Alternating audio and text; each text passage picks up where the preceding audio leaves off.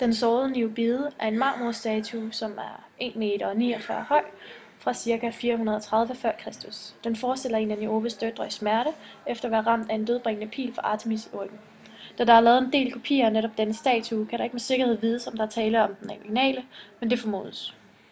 Niobe var en dødelig kvinde. Hun fik 7 drenge og 7 piger, som alle blev kaldt Niobider.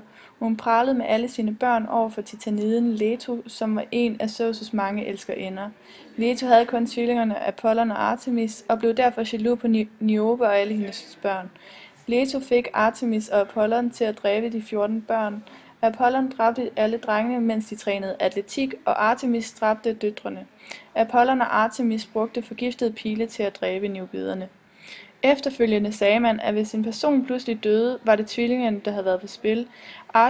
Artemis var nemlig jagtgudinde, og Apollon ansås for at være en aggressiv gud, som sendte sine dødbringende giftige pile overalt.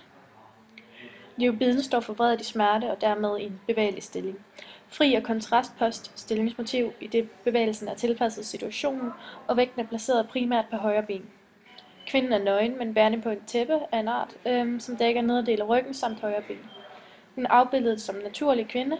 Håret er samlet i nakken, og ansigtet er lavet, som det er set før, med mandelformede øjne, øjenlåg, næse og mund, forholder sig dog neutralt, og der er som sådan ingen tegn i ansigtet på, at hun er i smerte.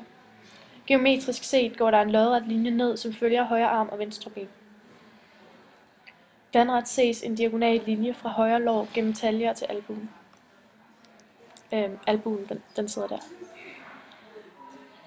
Umiddelbart virker statuen ganske naturalistisk, en smule lav i højden, men proportionerne er mere reelle, end de er ideelle.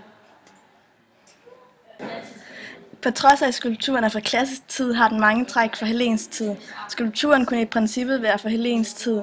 I det hellenske tid begyndte kunstneren at dyrke kvindekroppen i modsætning til den klassiske tid, hvor den nøgne mandekrop blev betragtet som den mest perfekte motiv for kunsten. Derfor symboliserer Niobide-skulpturen en overgang fra klassisk tid til hellensk tid. Det ser umiddelbart ud til, at kunstneren vil gøre op med den klassiske tid, hvor den nøgne mandekrop var idealet. Derfor går han imod strøm og dyrker kvindekroppen, og på den måde kickstarter han lidt den hellenske tid.